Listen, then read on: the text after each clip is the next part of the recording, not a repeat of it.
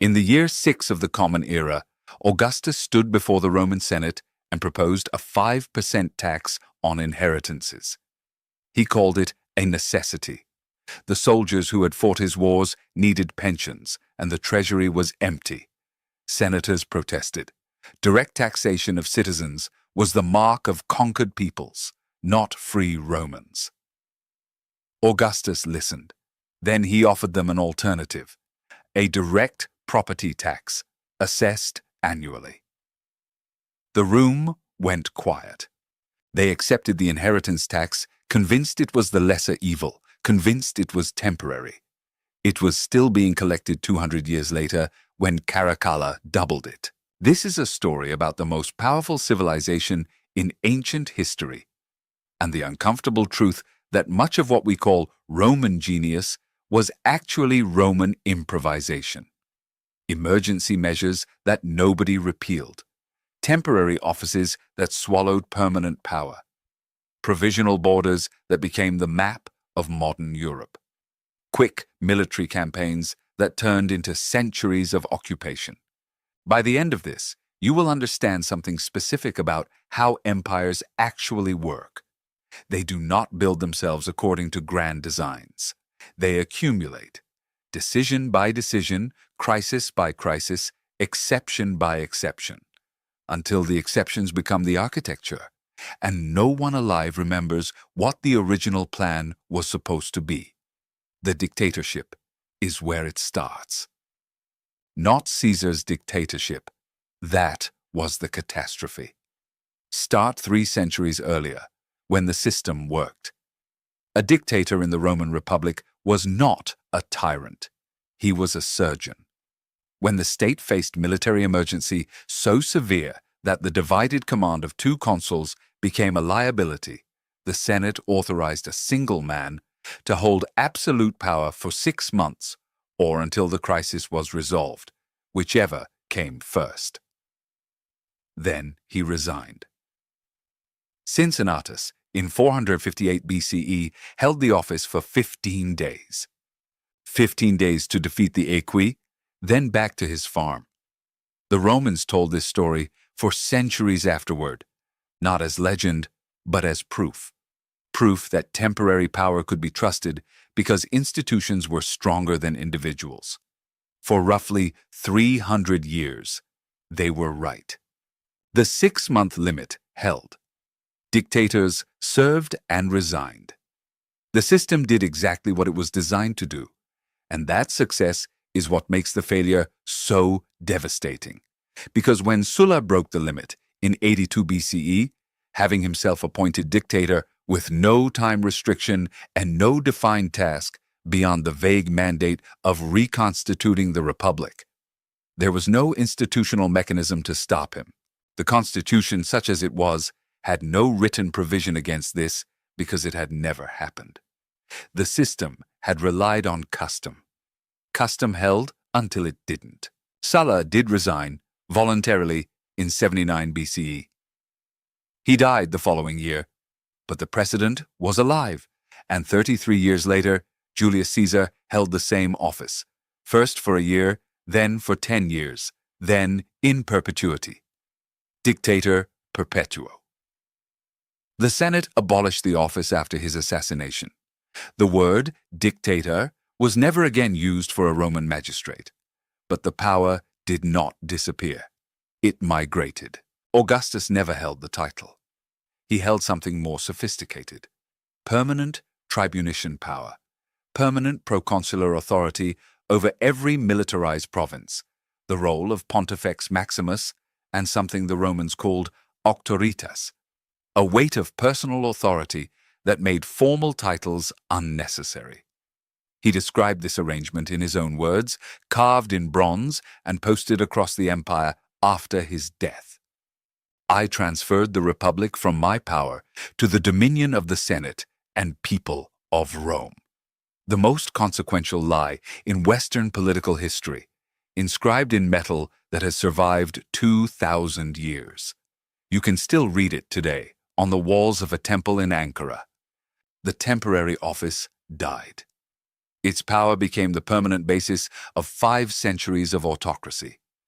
And every emperor who followed inherited not the title, but the accumulated grants. Each one temporary, each one renewed, each one never revoked. This is how the machine worked, not through revolution, but through accretion. Consider the grain dole. In 123 BCE, Gaius Gracchus proposed selling grain to Roman citizens at a subsidized price. The city was restless. Food prices were unstable. Political violence was becoming routine. The subsidy was a pressure valve, emergency intervention during a crisis. 35 years later, Clodius Pulcher made the grain free. No purchase required. Show your token, receive your ration. 200,000 citizens received free grain under Augustus. He personally oversaw the distribution, counting it among his greatest achievements. And here is the institutional trap that no subsequent ruler could escape. Rome, at its peak, held roughly 1 million people. The agricultural hinterland of central Italy could not feed them. Grain came by ship from Egypt, North Africa, Sicily, a supply chain of staggering complexity that kept a city the size of modern Austin alive through organized state logistics. The dole was not generosity, it was oxygen. You cannot abolish breathing. The system persisted for 6 centuries in Rome. In Constantinople, where the capital moved, it continued into the 7th century, roughly 800 years after Gaius Gracchus proposed his temporary intervention during a moment of political crisis. If you have ever watched a modern government attempt to sunset a subsidy program and fail, you are watching the same mechanism. The difference is scale and time. Rome had more of both. Now think about what is in your pocket. Or rather, think about what was in a Roman citizen's hand in the year 64 of the Common Era. A silver denarius, struck under Augustus's successors, containing roughly 95% pure silver. A coin you could trust because you could test it, bite it, weigh it, compare its ring against a known standard. Then Nero shaved it, just slightly. The Great Fire of Rome needed paying for. Military campaigns demanded funding. The silver content dropped to roughly 90%. A small reduction, temporary, necessary. And because no subsequent emperor restored what Nero had taken, 90% became the new baseline. The Flavians held there, approximately. Trajan reduced it modestly. The Severan dynasty, facing the costs of frontier defense and civil war, cut deeper. Each cut was emergency. Each emergency was never reversed. By the reign of Gallienus in the 260s, the Antoninianus, the coin that had replaced the denarius, contained roughly 2 to 5% silver. Hold those 2 coins in your mind: the bright, heavy Augustan denarius and the dark bronze disc of Gallienus's reign, barely distinguishable from a copper token. 2 centuries of temporary reductions, a ratchet that turned only one direction. No emperor ever successfully put the silver back. Diocletian tried to fix it in 294. He issued new coins, reformed the system. He also issued in 301 the most ambitious price control in ancient history, the Edict on Maximum Prices, fixing the cost of over 1,000 goods and services, death penalty for violators. Lactantius, writing a generation later with the hostility of a Christian toward a persecuting emperor, describes what happened next. Goods vanished from markets. Merchants refused to sell at mandated prices. The edict was abandoned or became unenforceable within years. The emergency that was supposed to fix the emergency made things worse. This, too, is a pattern the machine repeats. Let me take you somewhere specific. Northern England, around 122 of the Common Era. Hadrian has ordered a wall built across the narrow neck of the island, from the Solway Firth to the mouth of the Tyne. It will stretch roughly 73 miles, with a mile castle every Roman mile and turrets between them, garrisoned by auxiliary troops from across the empire. Batavians from the Rhine Delta, Tungrians from what is now Belgium, Hamians from Syria. The wall was originally plastered and whitewashed. Imagine it, not as the grey ruined tourists photograph today, but as a brilliant white line drawn across a brown-green landscape. A scar. And understand what it means. Julius Caesar crossed to Britain in 55 and 54 BCE. Quick, punitive raids, explicitly temporary, explicitly not conquests. He left both times. For nearly a century, Rome ignored the island. Then, Claudius invaded in 43 CE, partly because he needed a military triumph to legitimate an accession that the Senate considered a joke. The Praetorian Guard had found him hiding behind a curtain after Caligula's assassination and declared him emperor. Claudius needed a war. Britain was available. Rome stayed for 367 years. 3 legions garrisoned permanently, 15 to 20,000 legionaries plus auxiliaries, making Britannia one of the most expensive provinces relative to its economic output. Hadrian's Wall was not a statement of power. It was a confession of limits. It said, "We stop here. We cannot afford to go further." The provisional frontier became the permanent one, and Rome spent 3 more centuries defending a line that was never supposed to be final. When the legions finally withdrew around 410, they left behind roads, towns, and administrative structures that still organize British geography. London, York, Bath, Chester, Roman foundations beneath medieval and modern construction. The quick raid became an occupation that lasted longer than the United States has existed as a nation. Now, scale that logic outward to the entire frontier.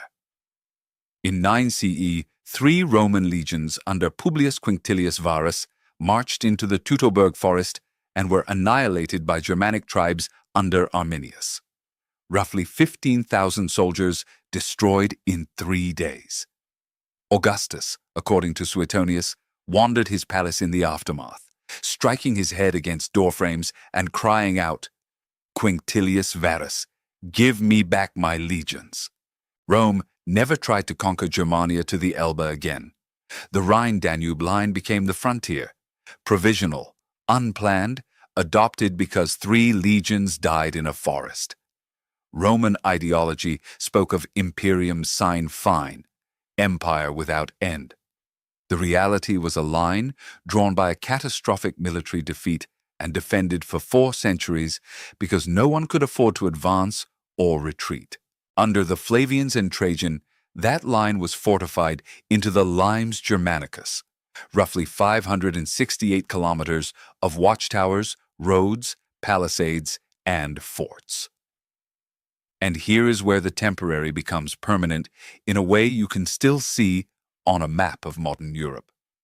The lands south and west of the old limes were Romanized. Latin took hold, Christianity followed Roman roads, urban culture persisted through the medieval period. The lands beyond were not. That line, drawn provisionally after a military disaster in 9 CE, roughly corresponds to enduring cultural, linguistic, and even religious boundaries in modern Germany. Scholars debate the degree of direct causation, but the correlation is visible.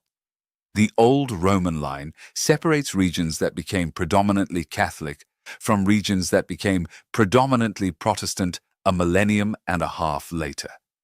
A provisional frontier, still organizing European civilization.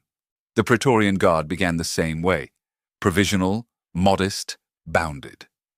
Augustus stationed only 3 of his 9 cohorts in Rome itself, distributing the rest across Italian towns. The arrangement was deliberately restrained. Armed soldiers permanently stationed in the capital violated every principle of republican government. Augustus knew this, which is why he also appointed 2 prefects to share command. No single man would control the god. Tiberius's prefect Sejanus ended that restraint in 23 CE, consolidating all 9 cohorts into a single fortified camp on Rome's outskirts, the Castra Praetoria. From that moment, the guard was not a bodyguard. It was the single most powerful political force in the capital. They murdered Caligula in 41 and chose his successor by acclamation. They murdered Galba in 69. And in 193, after killing the emperor Pertinax, they auctioned the empire itself, literally auctioned it to the highest bidder, a senator named Didius Julianus, who offered each guardsman 25,000 sesterces. Julianus ruled for 66 days before Septimius Severus marched on Rome and had him executed. But the guard persisted for another century after that, until Constantine finally dissolved them in 312, demolishing the Castra Praetoria after the Battle of the Milvian Bridge. 300 years of a temporary bodyguard that spent most of those centuries choosing, threatening, or killing the man it was created to protect. And what of that man's capital? Constantine did not announce that he was permanently abandoning Rome. The city he built on the Bosphorus was called Nova Roma, New Rome. The old Senate still functioned. Imperial rhetoric still honored the eternal city. Yet no emperor after Constantine governed primarily from Rome for any sustained period. The temporary administrative center, formally dedicated on May 11, 1330, outlived the Western Empire by more than 1,000 years. Its walls were not breached by force until May 29, 1453, when Ottoman cannons did what every army for 11 centuries could not: a temporary capital, the longest-lived political continuity in European history. You walk through all of this every day without knowing it. The word senator, still in use in Washington, in Rome, in Paris. The calendar on your wall, Julian, adjusted by Gregory, but Julian in its bones. If you speak Spanish, French, Italian, Portuguese, or Romanian, you are speaking a late provincial dialect of the administrative language Rome never formally imposed on anyone. Latin spread because it was the language of courts, contracts, military command, and tax collection. No decree required subject peoples to adopt it. They adopted it because power spoke Latin, and if you wanted access to power, you learned the language. Rome's most permanent export required no policy, no enforcement, no explicit decision.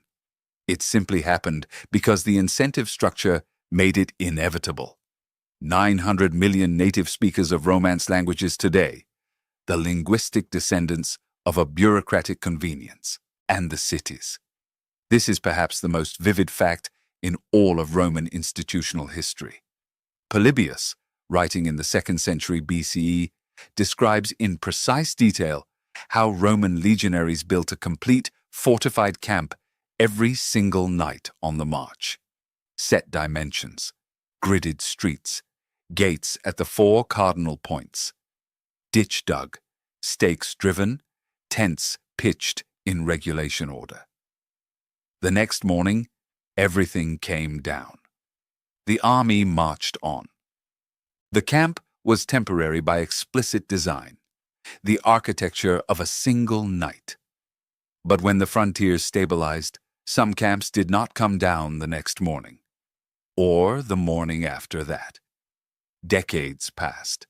Civilian settlements grew outside the walls. Markets appeared. Families followed soldiers. The temporary camp acquired stone walls, bathhouses, amphitheaters. Castra Regina became Regensburg. Vindobona became Vienna. Aquincum became Budapest. Eboracum became York. Colonia Agrippinensis became Cologne, a fortification designed to last one night. Now a European capital. I want you to think about this the next time you notice an emergency measure in your own world that seems to have outlasted its emergency. The pattern is not Roman. It is institutional. complex systems accrete. Temporary becomes permanent, not through conspiracy, but through dependency. Each provisional arrangement acquires constituencies. Each exception generates reliance. Each emergency measure becomes load-bearing in ways its creators never intended and its inheritors cannot safely remove. Rome did not plan this. Rome improvised, and the improvisations outlived the improvisers. The grain dole outlived the republic that created it. The dictatorship's power outlived the office. The frontier outlived the legions that held it. The camps outlived the army that built them. The language outlived the administration that spread it. The capital outlived the empire it was built to govern. Augustus knew, or at least he performed the knowledge. In his own political testament, he claimed he gave the republic back. He carved that claim in bronze and mounted it on temples across the empire. Permanent stone declaring temporary power. The most sophisticated liar in Roman history understood that the permanent must always call itself provisional. That is the trick. That is always the trick. You do not seize power in Rome. You accept it temporarily in an emergency with the greatest reluctance. And then the emergency never quite ends. The consuls still held office when the last Western emperor was deposed in 476. The consulship, Rome's supreme magistracy, designed to prevent kings by dividing power between two men for a single year, had by then been ceremonial for centuries. Consuls served 2 to 4 months, held no real authority, presided over nothing consequential. Yet the office was never abolished. It continued in the East until 541, when Justinian held the last ordinary consulship, over 1,000 years after the office was created. The supreme check on tyranny survived a millennium. It survived by becoming so hollow that tyranny had no reason to kill it. That is Rome's final lesson about the temporary and the permanent. The things that last are not always the things that matter. And the things that matter, the power, the money, the grain, the silver, the armed men standing too close to the throne, those wear the mask of the provisional while becoming the most permanent structures in the civilization. The roads are still there. The language is still spoken. The law still runs. The calendar still turns. The emergency is still going. If this changed how you see Rome's institutional machinery, or your own, tell me in the comments which temporary measure surprised you most. The inheritance tax that outlasted dynasties, or the military camps that became capital cities. And if you want to understand how the machine kept running after the Western Empire dissolved, how Constantinople held for another 1,000 years on the same accumulated improvisations, that story is coming next. Stay.